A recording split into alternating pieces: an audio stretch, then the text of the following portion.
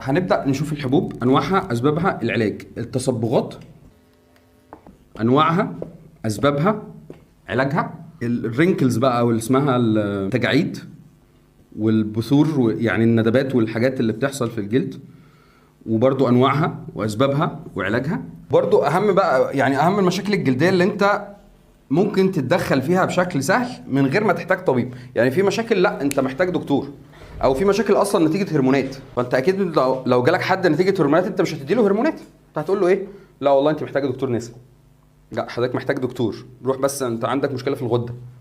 فاهمين؟ فده مش هنعالجه، يعني اللي هنعمل ايه؟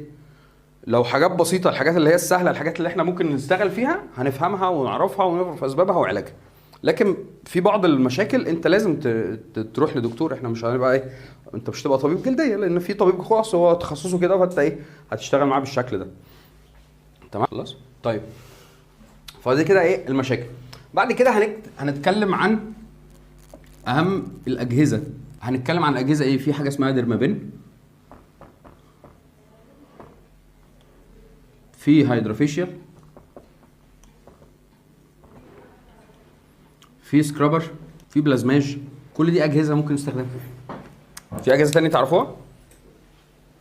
الستيم، صح؟ فكل دي اجهزه احنا ممكن نستخدمها.